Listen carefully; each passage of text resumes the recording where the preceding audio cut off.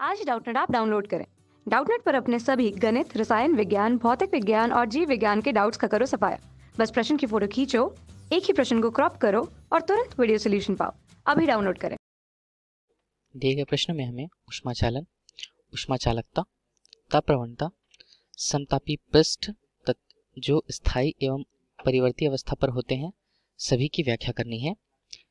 प्रश्न के अनुसार यदि हम पहली स्थिति पर देखें कि ऊष्माचालन है क्या, ऊष्माचालन को समझने के लिए हम यह जानते हैं कि ऐसी कोई ठोस पदार्थ, ऊष्माचालन सामान्यतः ठोस पदार्थों में होती है। ठोस पदार्थों के रूप में यदि हम कल्पना करें कि उनके कण किस स्थिति पर होते हैं, यदि ठोस पदार्थों के लिए कण देखा जाए इस प्रकार, यदि हम ठोस की अवस्था के लिए इसके लिए विचार करें, तब हमने एक ठोस की कल्पना की है जिसमें ठोस में रहने वाले कण अपनी निश्चित दिशा या निश्चित स्थिति पर होते हैं। यदि मान लीजिए कि ऊष्मा की मात्रा नीचे से इन पर आती है, ऊष्मा आने के पश्चात यदि कणों ने ऊष्मा धारण कर ली है, तब ऊष्मा का स्थानांतरण चलन, यह एक विधि है ऊष्मा के स्थानांतरण की, जिसमें ऊष्मा एक कण के पास होती है जो कण इस ऊष्मा को दूसरे कण को देते जाता है। इस प्रक्रिया के बीच यदि वह एक कण से दूसरे कण में ऊष्मा को स्थानांतरित करता है, वह अपनी स्थिति से नहीं हटता। अतः बिना कणों के एक जगह से दूसरी जगह हटे ऊष्मा का एक जगह से दूसरी जगह जाना, यह ऊष्मा का चालन कहलाता है, जो सामान्यतः ठोस पदार्थों में पाया जाता है, क्योंकि उनके कण अपनी स्थिति से नहीं हटते, अर्थात उनमें विकृति का मान काफी कम होता है। इस प्रकार से हम ऊर्जा के स्थानांतरण को ऊष्मा के रूप में एक जगह से दूसरे जगह पहुंचा सकते हैं। यह पूछा गया था। ऊष्मा चालकता, ऊष्मा चालकता की यदि हम उदाहरण स्वरूप देखें किसी वस्तु पर ऊष्मा चालकता, जिसे सामान्यतः K से प्रदर्शित किया जाता है। यदि हम ऊष्मा की बात करें, तब हमने यहाँ पर दो उदाहरण स्वरूप पदार्थों की कल्पना की है। ऊष्मा चालकता जो पदार्थों की प्रकृति पर निर्भर करती है, हमने इसके लिए दो पदार्थ मान लीजिए, यदि हमने इस स्थान पर पीतल तथा इस स्थान पर लोहे की कल्पना की है, यदि हम इन्हें निश्चित समय जहाँ पर ऊष्मा चालकता का मान ऊष्मा से संबंधित, जहाँ Q बराबर K ताप में परिवर्तन dt तथा उसके चौड़ाई पर निर्भर करता है, जिसे चौड़ाई या डेल से हम प्रदर्शित करते हैं, जहाँ पर K किसी पदार्थ की प्रकृति पर निर्भर करता है। यदि हम पदार्थ में दो स्थितियों पर बात करें, एक पीतल और दूसरी स्थिति लोहा, यदि उसे निश्चित समय तक ऊष्मा की मात्रा Q और Q दी जाती है, दोनों पर समान मात्रा में ऊष्मा दी जाती है। यदि इसमें ऊष्मा चालकता का मान K1 है, इसमें ऊष्मा चालकता का मान K2 है। अब इस स्थिति पर निश्चित तापमान में परिवर्तन होने पर, हम यदि डेल टी के मान भी स्थिर रखें, निश्चित तापमान में परिवर्तन होने पर हम देखें तो दोनों की अपेक्षा उसी तापमान उसी ऊष्मा की मात्रा पर पीतल जो है K1 वह अधिक रूप से लोहे K2 से ज़्यादा अधिक विकृत होगी, जो विकृति की गणना हम ऊष्मा चालकता से करते हैं। ऊष्मा चालकता का मान यदि K पर ज़्यादा है, अर्थात वह ऊष्मा को आसानी से एक स्थान से दूसरे स्थान आने देता है, जबकि पीतल में यह अवस्था कम होती है, जिससे कि वह ज़्यादा अधिक विकृत होने लगता है, जबकि लोहा ऊष्मा को अपने से स्थान से एक स्थान अगर एक जगह से दूसरी जगह आसानी से ले जाए, तब वह विकृत स्थिति लोहे की कम होती है पीतल की अपेक्षा। तीसरी स्थिति जो हमें बतानी है वह है ताप प्रवणता।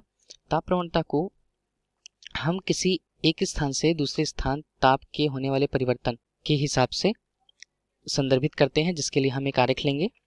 ताप प्रवणता के लिए हमने एक आरेख की कल्पना की है, जिस पर यह एक वस्तु है। यदि वस्तु से हम यहाँ से दूरी देखें तो यहाँ से हम दूरी को शून्य से कल्पना करेंगे। शून्य के बाद मान लीजिए यह दूरी x है।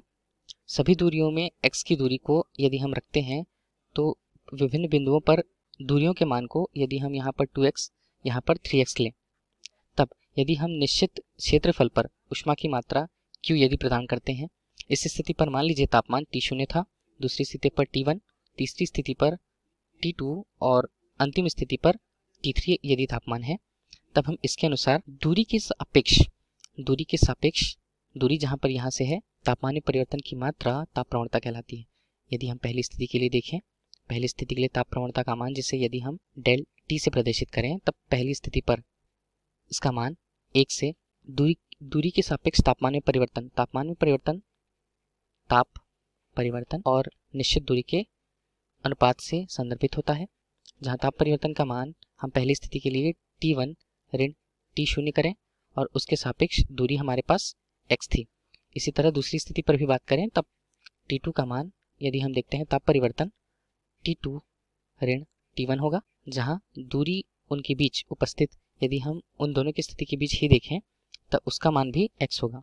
यही ताप प्रवणता को दर्शाता है, जिसका मात्रक डिग्री सेल्सियस या डिग्री या केल्विन के रूप में प्रति मीटर दूरी पर होता है। चौथे और पांचवें बिंदु के अंतर्गत जहां हमें स्थायी दशा और परिवर्ती दशा को परिभाषित करना है ऊष्मा के रूप में, तब हम इसके लिए भी एक आरेख की कल्पना करेंगे, जिसके अंतर्गत हमने क्रमशः पहली स्थिति को स्थायी तथा दूसरी स्थिति को परिवर्ती के रूप में परिभाषित किया है। जिसमें यदि हम कल्पना करें कि ऊष्मा को एक ही स्थान से, दोनों स्थितियों पर एक ही स्थान से ऊष्मा देना शुरू किया जाए, क्योंकि मात्रा जिसकी होगी, तब हम देखेंगे स्थायी दशा के अनुरूप कहीं स्थिति पर इस स्थिति, दूसरी स्थिति, तीसरी एवं चौथी, यदि हम इसे 1 बिंदुओं अलग अलग लें, तब इनका ताप क्रमशः बढ़ने लगता है। इनके ताप में बढ़ोतरी सामान्य रूप से होती है और एक स्थिति ऐसी आती है जब पूरी स्थितियों पर तापमान निश्चित हो जाते हैं या बराबर हो जाते हैं। इसी के लिए यदि परिवर्ती क्रम में हम बात करें, तब यहाँ पर धीरे धीरे तापमान T1, दूसरी स्थिति पर तापमान T2, तीसरी स्थिति पर T3 तथा चौथी स्थिति पर तापमान T4 होता है। जैसे जैसे ऊष्मा दी जाती है, तापमान के मान क्रमशः बढ़ने लगते हैं, परंतु किसी अंतिम स्थिति पर यदि इनके तापमान अलग अलग हों, T1 का मान T2, T3 और T4 अपने मान से बराबर न होकर के स्थिति पर वह बराबर न हो, तब इस स्थिति को परिवर्ती दशा ऊष्माचालन के लिए कहा जाता है। धन्यवाद। कक्षा 6वीं से 12वीं से लेकर नीट, IIT, JEE वो एडवांस के लेवल तक 1 करोड़ से ज्यादा छात्रों का भरोसा। आज ही डाउनलोड करें डाउटनेट ऐप या व्हाट्सएप करें अपने सारे डाउट्स 8400 400 400 पर।